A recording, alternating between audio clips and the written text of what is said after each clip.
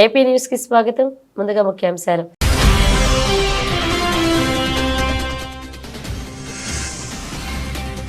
ఈ నెల 20న వేములవాడలో పర్యటించనున్న ముఖ్యమంత్రి రేవంత్ రెడ్డి. ఎమ్మెల్యేలతో కలిసి ఏర్పాట్లను పరిశీలించిన మంత్రి పొన్నం ప్రభాకర్.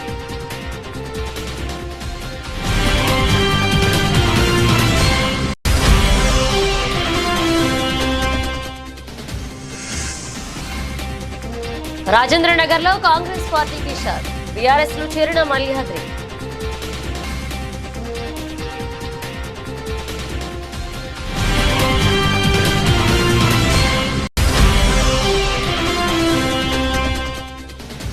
కేంద్ర ఆర్థిక శాఖ మంత్రి నిర్మలా సీతారామన్ విదేశాంగ మంత్రి జయశంకర్ తో భేటీ అయిన సీఎం చంద్రబాబు. ఢిల్లీ పర్యటన విజయవంతమైందన్న ఎంపీ లావు శ్రీకృష్ణదేవరాయలు.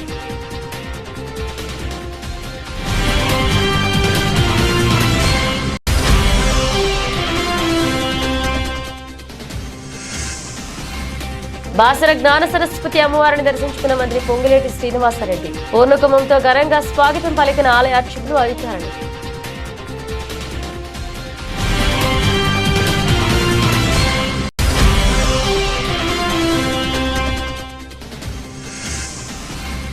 పెద్దపల్లి పట్టణంలో పోలీసు అధికారుల ఆకస్మిక తనిఖీలు. గంజాయి, డ్రగ్స్, మాదక ద్రవ్యాలపై ఆరా తీసిన పోలీసులు.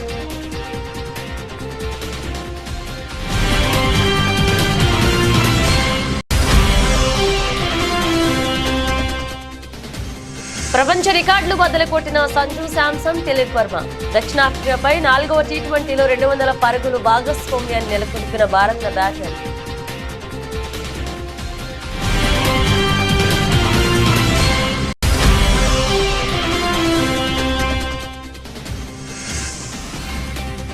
దిద్దుబాటు దిశగా మార్కెట్లు. ఆల్ టైమ్ హై నుంచి 10% పైగా క్షీణించిన దేశీయ ఈక్విటీలు.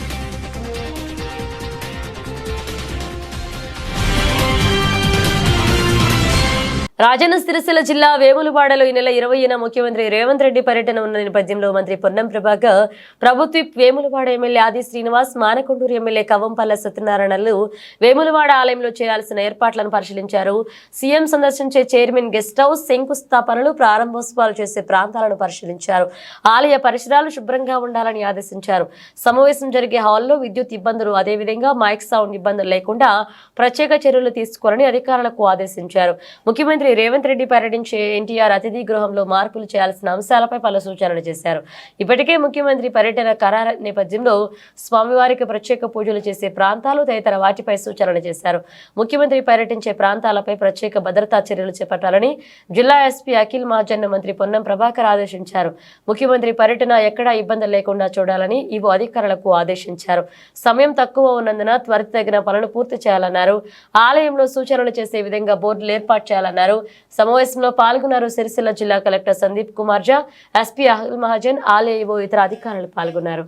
ప్రభుత్వం ఒక సంవత్సరం పూర్తి చేసుకుంటా ఉన్నది. చారిత్రాత్మకంగా జరిగినటువంటి అనేకమైనటువంటి కార్యక్రమాలు. తెలంగాణ ఏర్పడ్డ నాడు ధనిక రాష్ట్రంగా ఏర్పడ్డ తెలంగాణ 10 సంవత్సరాల పరిపాలన తర్వాత 7.5 లక్షల కోట్ల అప్పుతోటి ఈరోజు మాకు ప్రజలు అధికారం వచ్చింది. ఈ యొక్క సందర్భంలో ఎటువంటి భూములు అమ్మకుండా, ఏవి కూడా ఇంత కొత్త కార్యక్రమం చేయకుండా 1వ తారీఖు జీతాలు ఇవ్వడం కావచ్చు, ఇవాళ ఆర్టీసీలో ఉచితంగా మహిళలకు బస్సు సౌకర్యం కలిగజేయడం కావచ్చు, 200 యూనిట్ల ఉచిత విద్యుత్ దాదాపు 70 నుంచి 80% మందికి ప్రజలకు అందుతూ ఉన్నటువంటి 200 యూనిట్ల ఉచిత విద్యుత్ కావచ్చు, 500 గ్యాస్ సిలిండర్ కావచ్చు, 5 లక్షల నుంచి 10 లక్షల రూపాయల ఆరోగ్యశ్రీ కావచ్చు, అన్నిటికంటే ఎక్కువగా రైతు రుణమాఫీ 1 లక్ష రూపాయలు మాఫీ చేయడానికి 5 సంవత్సరాల్లో 5-6 కిస్తులు తీసుకున్నటువంటి పరిస్థితి. అటువంటిది చారిత్రాత్మకంగా 2 లక్షల రూపాయల రుణమాఫీ అయింది. కొంతవరకైనా కుటుంబపరమైనటువంటి గ్రూపింగ్ లేని వాళ్ళ వివరాలు కూడా తీసుకోబడ్డాయి. వాళ్ళందరికీ నెలలోపు క్లియర్ చేయడం జరుగుతుంది. మిగతా 2 లక్షల పై ఉన్నటువంటి వాళ్ళకు సంబంధించి వాస్తవంగా మేము 2 లక్షల లోపల రుణమాఫీ చేస్తామని చెప్పినాం. కానీ పైన వాళ్ళకు సంబంధించిన విషయంలో కూడా ప్రభుత్వం ఆలోచన చేస్తుంది. ఆ పైన డబ్బులు కట్టించి 2 లక్షలు మాఫీ చేయాలని. ఆర్థికపరమైన ఇబ్బందుల వల్ల ఇది జరుగుతుందని ప్రజలు కూడా తెలుసు. తప్పకుండా రైతులకు అండగా నిలబడుతుంది. అదేవిధంగా కొనుగోలుకు సంబంధించిన విషయాల కూడా ఎప్పటికప్పుడు రైతులు రైస్ మిల్లర్లు కూడా కొంత ఇబ్బందికర పరిస్థితుల్లో ఉన్నప్పుడు కూడా వారి డిఫాల్ట్ లేని వాళ్ళందరికీ కూడా ప్యాడీ ప్రొక్యూర్మెంట్ ఛాన్స్ ఇచ్చి ఈరోజు కొనుగోలు ప్రక్రియ చేస్తూ ఉంది. కానీ కొంతమంది డిఫాల్టర్లుగా ఇయ్యాలని కూడా 20,000 కోట్లు రైతుల ధాన్యాన్ని కొనుగోలు చేసిన పైసలు ప్రభుత్వం చెల్లించినటువంటి ధాన్యం మిల్లర్ దగ్గర పెట్టుకొని ధాన్యము డబ్బు కట్టకుండా ఉన్నటువంటి సొమ్ము 20,000 కోట్లు. ఆ డిఫాల్టర్లకు ప్రభుత్వం అనేక సందర్భాల్లో సామాధాన భేద దండ అన్నట్టుగా అనేక రకాలుగా డబ్బు కట్టమని చెప్తా ఉంది. వారికి ఈసారి రైతుల ధాన్యాన్ని ఇవ్వటం లేదు. వారి వృత్తిపరంగా కూడా ఇబ్బంది వస్తుంది.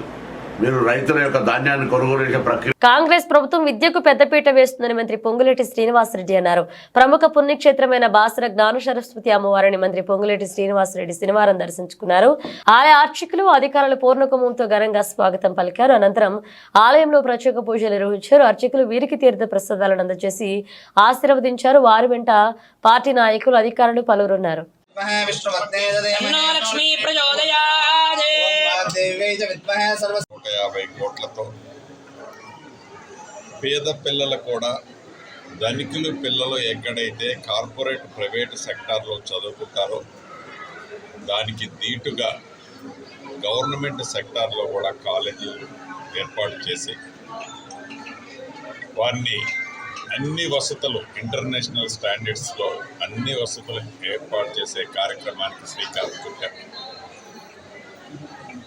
ఈ బాసర టెంపుల్కి సంబంధించి అంటే సరస్వతి తల్లి అంటే ప్రతి ఇంట్లో ప్రతి బిడ్డకి జ్ఞానోదయం కలిగించే విధంగా ఆ అమ్మవారు దీవెనలు ఆశీస్సులు రాష్ట్ర ప్రజలందరికీ ఉండాలని ఈ గుడికి సంబంధించిన అభివృద్ధికి సంబంధించిన విషయాన్ని గురించి కూడా స్థానిక ప్రముఖులు చాలామంది గత ప్రభుత్వంలో ఏ రకంగా నిర్లక్ష్యానికి గురైందో చెప్తూ ఈ ప్రభుత్వం అన్ని రంగాల ముందుకు తీసుకెళ్లే దాంట్లో ఈ గుడిని కూడా అభివృద్ధి చేయాలని వారు తెలియజేయడం జరిగింది.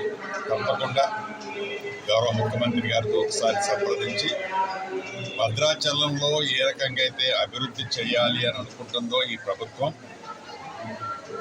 ప్రఖ్యాతి చెందిన ఈ సరస్వతి అమ్మవారి టెంపుల్ ఏదైతే బాసర్లో ఉందో ఈ టెంపుల్ను కూడా అభివృద్ధి చేసే దాంట్లో ఈ ప్రభుత్వం ముందంజలో ఉంటుందని మనస్ఫూర్తిగా తెలియజేసుకుంటూ మరొక్కసారి అమ్మవారి కటాక్ష తెలంగాణ ప్రజలు తెలంగాణ బిడ్డల మీద ఉండి ఆ సరస్వతి తల్లి మంచిగా ఈ బిడ్డల్ని దీవించాలని మనస్ఫూర్తిగా కోరుకుంటున్నాను.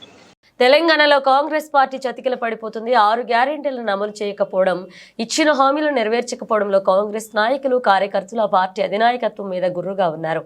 కాంగ్రెస్ పార్టీ మనుగడ కష్టమేనని భావిస్తున్న హస్తం నాయకులు కారెక్కేందుకు సిద్ధమవుతున్నారు.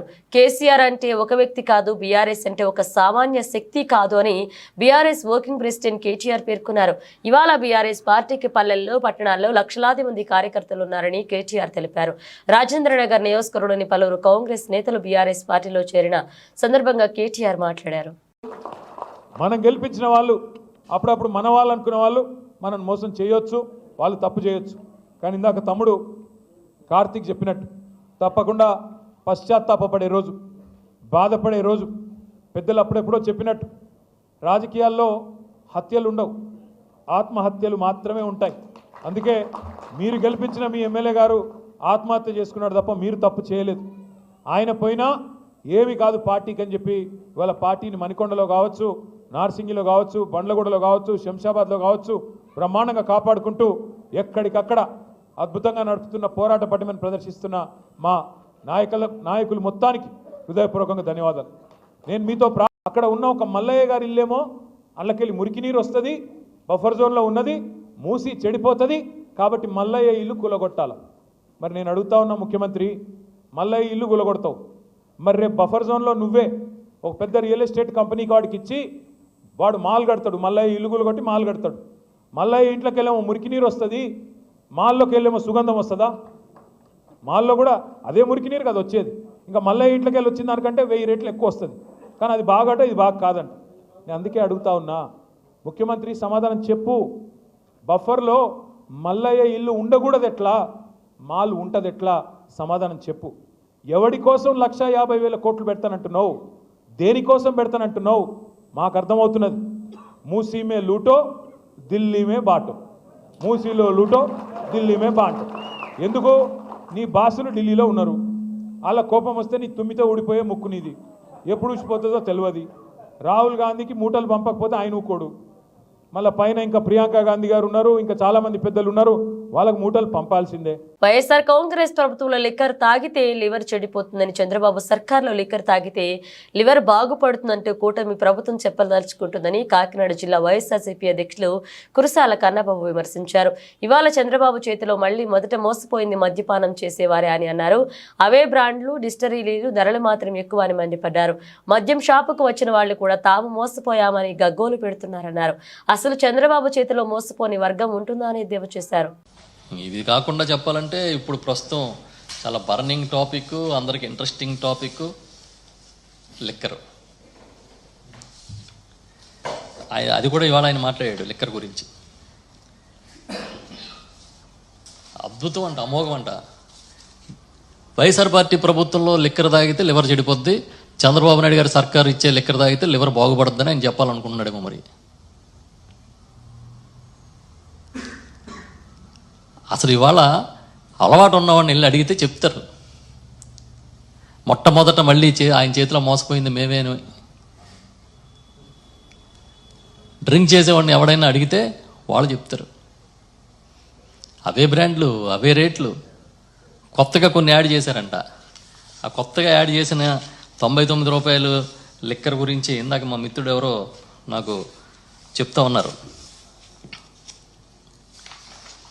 99 రూపాయలకి ఇచ్చే కొత్త బ్రాండ్లు Sumo classic whisky, Bengaluru whisky, royal, ట్రాపికానా, short whisky, Kerala malted whisky.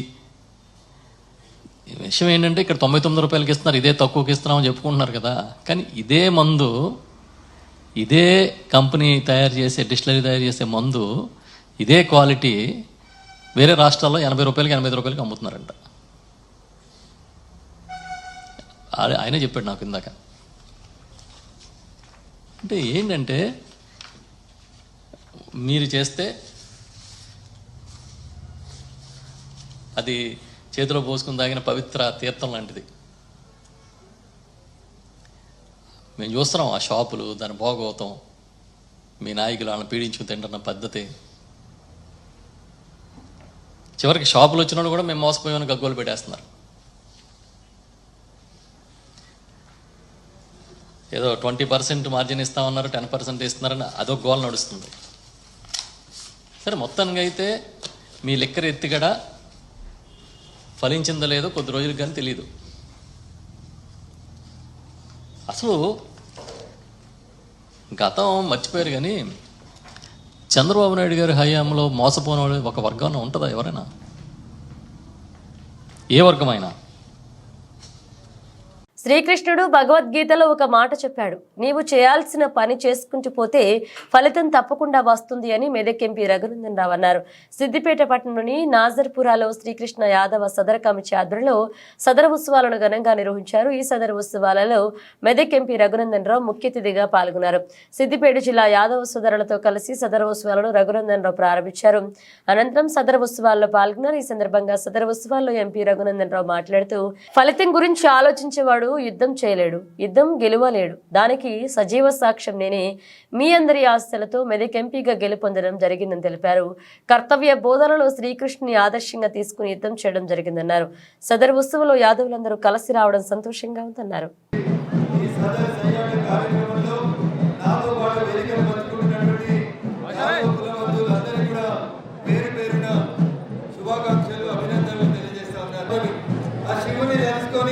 తల్లులందరూ కూడా దీపారాధన చేస్తున్నటువంటి తరుణంలో సదర్ సయ్యాట పేరిట సోదరుడు భాషా శ్రీకాంత్ యాదవ్ ఏర్పాటు చేసినటువంటి ఈ కార్యక్రమంలో సిద్దిపేటలో ఉన్నటువంటి యాదవ కుల బాంధవులందరూ కూడా ఒక చోటికి రావడం అనేది నిజంగా అభినందించాల్సినటువంటి విషయం.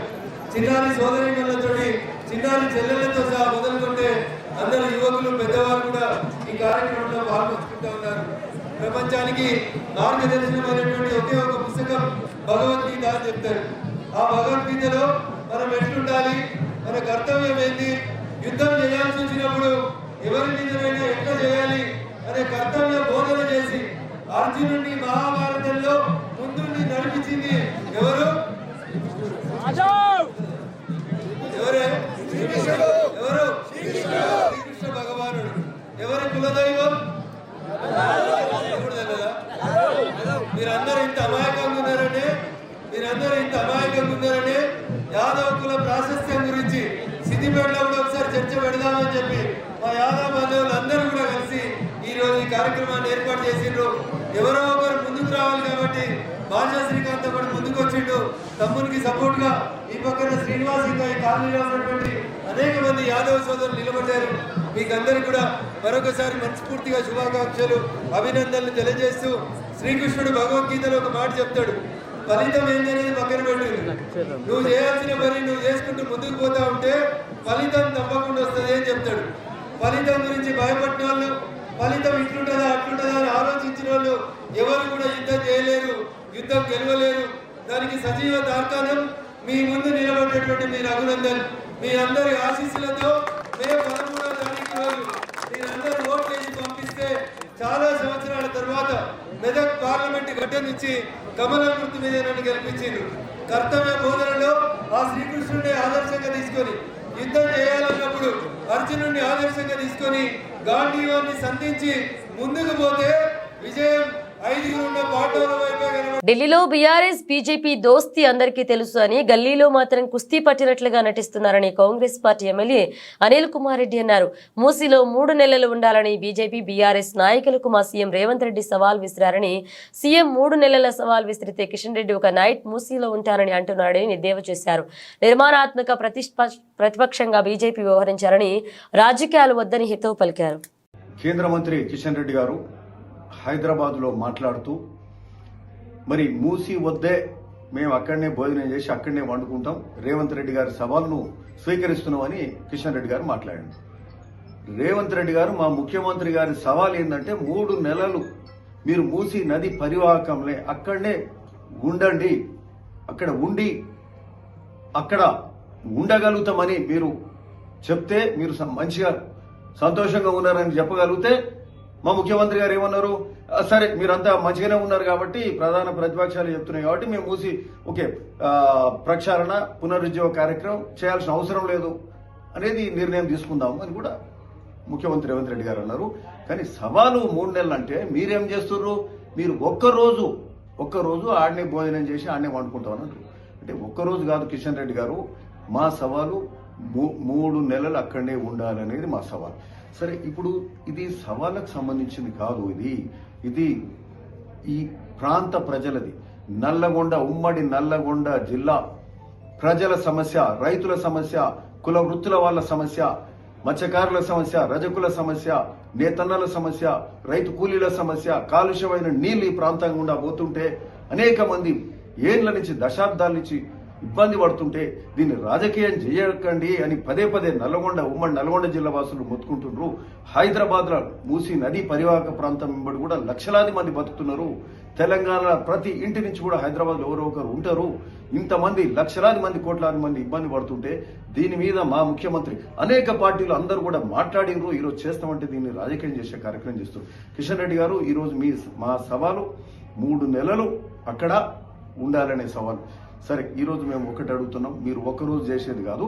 ఇంకొకటి ఏంటంటే, మీరు ఇంకొక మాట ఏం మాట్లాడుతున్నారు, మీరు ఈ మూసి ఇండ్లను కూలగొట్టి మూసి. ఏపీ ముఖ్యమంత్రి చంద్రబాబు అసెంబ్లీ సమావేశంలో పాల్గొన్న అనంతరం ఢిల్లీ బయలుదేరి వెళ్లారు. ఢిల్లీలో ఆయనకు టీడీపీ ఎంపీలు స్వాగతం పలికారు. చంద్రబాబు తన ఢిల్లీ పర్యటనలో కేంద్ర మంత్రులను కలిశారు. హస్తనలో సీఎం పర్యటన వివరాలను టీడీపీ యువ ఎంపీ లావు శ్రీకృష్ణదేవరాయలు మీడియాకు తెలిపారు. కేంద్ర విదేశాంగ మంత్రి ఎస్ జయశంకర్ తో చంద్రబాబు సమావేశమయ్యారని వెల్లడించారు. భారత్ నుంచి అమెరికా వెళ్లే విద్యార్థులు, పౌరుల స్థితిగతులపై జయశంకర్ తో చర్చించారని, ముఖ్యంగా మనవాళ్లు ఎదుర్కొనే ఇమిగ్రేషన్ సమస్యలు పరిష్కరించాలని కేంద్ర మంత్రిని చంద్రబాబు కోరారని శ్రీకృష్ణదేవరాయలు వివరించారు. నదుల్ని అనుసంధానం ద్వారా కొన్ని లక్షల ఎకరాలకి సాగునీరు, మరీ ముఖ్యంగా ఏదైతే వెనకబడ్డ ప్రకాశం జిల్లా అయితే కానీ, వెనకబడ్డ రాయలసీమ అయితే కానీ, ఈ ప్రాంతాలన్నిటికీ కూడా నీరు అందించాలంటే ఈ 2 నదుల్ని కూడా అనుసంధానిస్తేనే అవుతుందనే ఉద్దేశంతో ఈ ప్రాజెక్టు గురించి కేంద్రం వైపు నుంచి సహాయ సహకారాలు అందించాలని చెప్పి కేంద్ర మంత్రి నిర్మలా సీతారామన్ గారిని ముఖ్యమంత్రి గారు కోరడం జరిగింది. ఈ రెండింటి గురించి కూడా ఈరోజు మీటింగ్లో ప్రధానంగా చర్చించడం జరిగింది. అలాగే మరొక కేంద్ర మంత్రి గారు జయశంకర్ గారితో, ఎక్స్టర్నల్ అఫైర్స్ కేంద్ర మంత్రి గారితో కూడా ఈరోజు ముఖ్యమంత్రి గారు కలవడం జరిగింది. ముఖ్యంగా ఈ సమావేశంలో ముఖ్యంగా చర్చకు వచ్చినవి, సరే ఈ మధ్య అమెరికాలో ఏదైతే కొత్తగా గవర్నమెంట్ ఫామ్ అయిందో దానివల్ల ఇండియా పైన, ఇండియన్ ఎకానమీ పైన ఏ విధమైన మార్పులు చేర్పులు జరుగుతాయని, అలాగే ఇక్కడ ఇండియా నుంచి వెళ్ళే స్టూడెంట్స్కి ఏ విధంగా ఉంటుంది అని చెప్పి, అక్కడ అమెరికా వెళ్ళే వారికి ఏ విధంగా ఉంటుంది. ఎందుకంటే మనందరికీ తెలిసిందే, ఆంధ్ర రాష్ట్రం నుంచి ప్రతి సంవత్సరం కూడా కొన్ని వేల మంది స్టూడెంట్స్ అక్కడికి వెళ్తూ ఉన్నారు, అక్కడ బాగా చదువుకుంటున్నారు, బాగా సెటిల్ అవుతూ ఉన్నారు. వారికి ఏ విధంగా ఉండబోతాం అన్నదాన్ని కూడా మాట్లాడటం జరిగింది. వీటన్నిటితో పాటుగా ఎకానమీ పరంగా ఏ విధంగా మార్పులు చేర్పులు జరగబోతూ ఉన్నాయి, ఇండియా, భారతదేశం మనం ఏ విధంగా ప్రముఖ పాత్ర పోషించారు. పెద్దపల్లి పట్టణంలో పోలీసు అధికారులు ఆకస్మిక తనిఖీలు నిర్వహించారు. పట్టణంలో పాన్ షాపులు, కూరగాయల దుకాణాలు, కిరాణా షాపులను పోలీసు అధికారులు తనిఖీలు చేశారు. గంజాయి, డ్రగ్స్, మాదక ద్రవ్యాలపై ఆరా తీశారు. ఈ సందర్భంగా పెద్దపల్లి ఏసీపీ గజ్జి కృష్ణ మాట్లాడుతూ, రామగుండం పోలీస్ కమిషనర్ ఆదేశాల మేరకు, పెద్దపల్లి డీసీపీ సూచనల మేరకు పెద్దపల్లి సబ్ డివిజన్ పరిధిలోని పెద్దపల్లి పట్టణంలో అన్ని షాపులను ఆకస్మికంగా తనిఖీ చేస్తున్నట్లుగా తెలిపారు. పెద్దపల్లి, సుల్తానాబాద్ సిఐలు, సబ్ డివిజన్ పరిధిలోని ఎస్ఐలు, వారి సిబ్బంది 5 టీములుగా విడిపోయి తనిఖీలు నిర్వహించినట్లుగా చెప్పారు. యువత పెడదారిన పడుతూ గంజాయి తాగడం వల్ల ఆరోగ్యం చెడిపోవడం, ఆర్థికంగా నష్టపోవడం, తల్లిదండ్రులకు ఇబ్బంది కలగడంతో పాటు సామాజికంగా దేశం యువశక్తిని కోల్పోతుందన్నారు. అక్రమంగా గంజాయి, డ్రగ్స్ విక్రయించే వారిపై చట్టరీత్యా కఠిన చర్యలు తీసుకుంటామన్నారు. ఈ తనిఖీలలో పెద్దపల్లి సిఐ ప్రవీణ్ కుమార్, సుల్తానాబాద్ సిఐ సుబ్బారెడ్డి, పెద్దపల్లి ఎస్ఐలు లక్ష్మణ్ కుమార్, మల్లేష్, కాల్వా శ్రీరాంపూర్ ఎస్ఐ వెంకటేష్ పాల్గొన్నారు. పోలీస్ గారి ఆదేశాల మేరకు deputy commissioner of police Peddapalli గారి ఇన్స్ట్రక్షన్స్ మేరకు ఈరోజు మా సబ్ డివిజన్లో, అంటే పెద్దపల్లి డివిజన్లో ఉన్నటువంటి ఆఫీసర్లు మొత్తం పోలీస్ సిబ్బందితో కలిసి ఈరోజు అన్ని షాపులు, కిరాణా షాపులు కావచ్చు, పాన్ షాపులు కావచ్చు, అన్నింటి మీద కూడా ఈరోజు పెద్ద ఎత్తున ఒక 5 టీములుగా విడిపోయి పెద్దపల్లి పట్టణంలో తనిఖీ చేయడం జరుగుతుంది. దీని ముఖ్య ఉద్దేశం ఏంటంటే, ఈ తనిఖీల ఉద్దేశం యూత్ పెడిచేవిన పడుతూ ఈ గాంజా అనేది తాగుతున్నారని, దానిలో భాగంగా ఆరోగ్యాలు ఖరాబ్ చేయడం, ఆర్థికంగా నష్టపోవడం, తల్లిదండ్రులు కూడా ఇబ్బందులు పెట్టడం, సమాజానికి కూడా సరైనటువంటి యువత ఈ దేశాన్ని కోల్పోతుందనేటువంటి ఉద్దేశంతో మా ఉన్నతాధికారుల ఆదేశాల మేరకు ఈరోజు నేను, మా పెద్దపల్లి సిఐ గారు, మా సుల్తానాబాద్ సిఐ గారు, మా పెద్దపల్లి ఎస్ఐ గారు, అట్లాగే మా కాళేశ్వరం ఎస్ఐ గారు, మిగతా అందరు ఎస్ఐలు వారి వారి సిబ్బందితోనే ఈ పెద్దపల్లి పట్టణంలో 5 భాగాలు విడిపోయి తనిఖీలు చేస్తున్నాం. ఆకస్మిక తనిఖీలు. ఈ తనిఖీల్లో ఎవరైనా దొరికితే మాత్రం చట్టరీత్యా కఠినమైనటువంటి చర్యలు. లగచర్ల దాడి ఘటనలో అరెస్టుల పర్వం కొనసాగుతుంది. ఇప్పటికీ కేసులో అనేక మందిని అదుపులోకి తీసుకున్నారు పోలీసులు. తాజాగా మరికొంతమందిని అరెస్ట్ చేశారు. 6గురిని అదుపులోకి తీసుకున్న పోలీసులు వారిని కొడంగల్ పోలీస్ స్టేషన్ నుంచి పరిగి పోలీస్ స్టేషన్ కు తీసుకొచ్చారు. వీరందరినీ సాయంత్రం వరకు రిమాండ్ చేసే అవకాశం ఉంది. అలాగే ఈ కేసులో మరికొందరి కోసం కూడా పోలీసులు ముమ్మరంగా గాలింపు చర్యలు చేపట్టారు. కాగా వికారాబాద్ జిల్లా కొడంగల్ నియోజకవర్గ పరిధిలోని దుద్యాల మండలం లగచర్ల గ్రామంలో ఫార్మా ఇండస్ట్రియల్ కారిడార్ ఏర్పాటుకు భూసేకరణలో భాగంగా ఈ నెల 11న ప్రజాభిప్రాయం తెలుసుకునేందుకు వచ్చిన జిల్లా కలెక్టర్ ప్రతీక్ జైన్, అదనపు collector Lingya Naik, Tandur sub collector Umashankar Prasad, కడ ప్రత్యేకాధికారి వెంకటరెడ్డి, తహసీల్దార్ విజయ్ కుమార్, వికారాబాద్ డీఎస్పీ శ్రీనివాసరెడ్డిపై రైతులు, గ్రామస్తులు రాళ్లు, కర్రలతో దాడులు చేసిన విషయం తెలిసిందే. ఈ ఘటనకు సీరియస్ గా తీసుకున్నారు పోలీసులు. దాడికి పాల్పడిన వారిని అరెస్ట్ చేస్తున్నారు. సోషల్ మీడియాలో ఫోటోలు, వీడియోల ఆధారంగా నిందితులను గుర్తించారు పోలీసులు. లగచర్ల దాడిలో పోలీసులు మొత్తం 47 మంది నిందితులను గుర్తించగా మాజీ ఎమ్మెల్యే పట్నం నరేందర్ రెడ్డి మరొక 21 మందిని రిమాండ్ చేశారు. జోహెనెస్బర్గ్ వేదికగా భారత్ దక్షిణాఫ్రికా మధ్య శుక్రవారం జరిగిన 4వ టీ20లో టీమిండియా బ్యాటర్లు సంజు శాంసన్, తిలక్ వర్మ సంచలన బ్యాటింగ్ చేసిన విషయం తెలిసిందే. ఇక సిక్సర్ల 4లతో ప్రత్యర్థి బౌలర్లను ఊచుకోత కోసి చెరో సెంచరీ సాధించారు. ఇక శాంసన్ 6 4లు 9 సిక్సర్ల సాయంతో 56 బంతుల్లో 109 పరుగులు సాధించారు. ఇక తెలుగు కుర్రాడు తిలక్ వర్మ 47 బంతుల్లోనే 120 పరుగులు సాధించాడు. తన ఇన్నింగ్స్ లో 9 4లు 10 సిక్సర్లు ఉన్నాయి. కడ వరకు నాటౌట్ గా నిలిచిన వీరిద్దరూ రెండవ వికెట్ కు ఏకంగా 200 పరుగులు భారీ భాగస్వామ్యాన్ని నెలకొల్పారు. దీంతో పలు క్రికెట్ రికార్డులు బద్దలయ్యాయి. టీ20 ఫార్మాట్ లో భారత్ తరపున ఏ వికెట్ అయినా ఇదే అత్యధిక భాగస్వామ్యంగా సంజు, తిలక్ వర్మ పార్ట్నర్షిప్ నిలిచింది. అంతేకాదు టీ20లో దక్షిణాఫ్రికాపై ఇదే అతిపెద్ద పార్ట్నర్షిప్ గా రికార్డులోకి ఎక్కింది. ఇక అంతర్జాతీయ టీ20 క్రికెట్లో రెండవ వికెట్ ఇదే అత్యధిక భాగస్వామ్యంగా ప్రపంచ రికార్డు నమోదైంది. వీరిద్దరూ కలిసి 200 పరుగులు పార్ట్నర్షిప్ ని కేవలం 93 బంతుల్లోనే నెలకొల్పడంతో మరొక విశేషంగా ఉంది. ఒకే టీ20 మ్యాచ్ లో ఇద్దరు భారత బ్యాటర్లు సెంచరీలు సాధించడం కూడా ఇదే తొలిసారి. సంజు శాంసన్ కు టీ20 కెరీర్ లో ఇది 3వ శతకం. ఇదే సిరీస్ తొలి మ్యాచ్ లో కూడా సెంచరీ సాధించాడు. ఇక యువ బ్యాటర్ తిలక్ వర్మ వరుస మ్యాచ్ల్లో సెంచరీలు బాదాడు. 3వ టీ20లో కూడా శతకం బాదిన విషయం తెలిసిందే. ఈ ఏడాది దేశీయ స్టాక్ మార్కెట్లు ఎన్నో కొత్త రికార్డులను నెలకొల్పాయి. అటు బాంబే స్టాక్ ఎక్స్చేంజ్, ఇటు నేషనల్ స్టాక్ ఎక్స్చేంజ్ రెండు ఆల్ టైమ్ హైలతో అదరకొట్టాయి. అయితే ఇప్పుడు ఆ పరిస్థితి కనిపించడం లేదు. గత కొద్ది రోజులుగా సూచీలు వరుస నష్టాలకే పరిమితమవుతున్నాయి. మరి ఈ క్రమంలోనే సెప్టెంబర్లో రికార్డు స్థాయిల నుంచి గమనిస్తే సెన్సెక్స్, నిఫ్టీలు 10% పైగా పడిపోయాయి. మరికొద్ది రోజులు దిద్దుబాటు దిశగానే ఈక్విటీ మార్కెట్లు పయనించనున్న అంచనాలున్నాయి. దేశీయ స్టాక్ మార్కెట్ల నష్టాలకు అనేక కారణాలు కనిపిస్తున్నాయి. వాటిలో చైనా ఉద్దీపనలలో విదేశీ సంస్థాగత పదుపరులు భారతీయ మార్కెట్ నుంచి తమ పెట్టుబడులను వెనక్కి తీసుకుపోతుండడం కూడా ఉంది. ఈ నెలలోనే 94,000 కోట్లు తరలిపోయాయి. అలాగే ఈ ఆర్థిక సంవత్సరం రెండో త్రైమాసికానికి ఆయా సంస్థలు ప్రకటిస్తున్న నిరాశజనక ఆర్థిక ఫలితాల కారణమే. అంతేకాక మదుపరుల లాభాల స్వీకరణ, అమెరికా బాండ్ ఈల్డ్స్ పెరగడం, అలాగే డాలర్ ఇండెక్స్ పరుగులు పెడుతుండడం కూడా ఉన్నాయి. సెప్టెంబర్ 27న సెన్సెక్స్ ఆల్ టైమ్ హై నుంచి 85,978.25 పాయింట్లను చేరింది. ఇది తొలిసారి. నిఫ్టీ కూడా 26,277.35 పాయింట్లను తాకింది. అయితే అక్టోబర్ నుంచి మార్కెట్లోనే బేరిష్ ట్రెండ్ మొదలైంది. ఈ క్రమంలోనే ఆల్ టైమ్ హై నుంచి చూస్తే ప్రస్తుతం సెన్సెక్స్ 8,397.94 పాయింట్లు లేదా 9.76% కోల్పోయింది. నిఫ్టీ సైతం 2,744.65 పాయింట్ల లేదా 10.44% పడిపోయింది. బులెటిన్ ముగించే ముందు హెడ్లైన్స్ మరోసారి.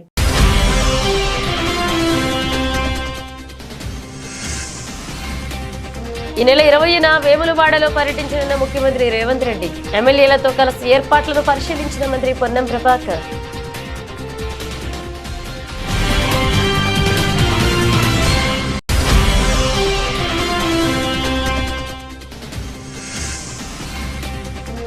రాజేంద్రనగర్ లో కాంగ్రెస్ పార్టీకి షాక్. బీఆర్ఎస్ లో చేరిన మల్లిహాద్రి.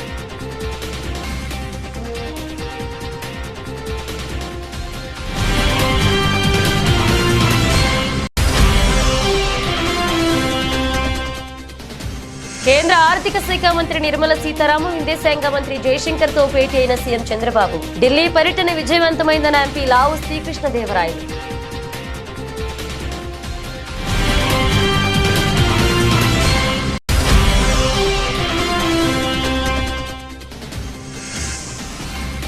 బాసర జ్ఞాన సరస్వతి అమ్మవారిని దర్శించుకున్న మంత్రి పొంగులేటి శ్రీనివాసరెడ్డి. పూర్ణకుంభంతో ఘనంగా స్వాగతం పలికిన ఆలయ అర్చకులు, అధికారులు.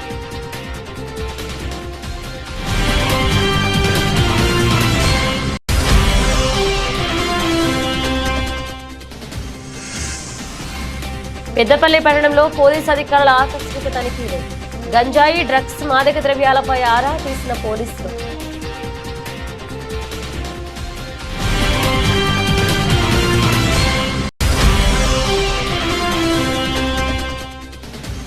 ప్రపంచ రికార్డులు బద్దలు కొట్టిన సంజు శాంసన్, తిలక్ వర్మ. దక్షిణాఫ్రికాపై 4వ టీ20లో 200 పరుగులు భాగస్వామ్యాన్ని నెలకొల్పిన భారత బ్యాటర్.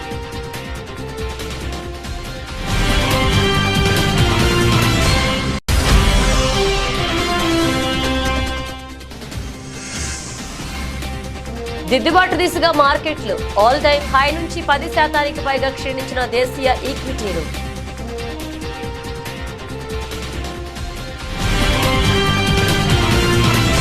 ఇవి బులెటిన్ అప్డేట్స్. మన అప్డేట్స్ తో మళ్ళీ కలుద్దాం.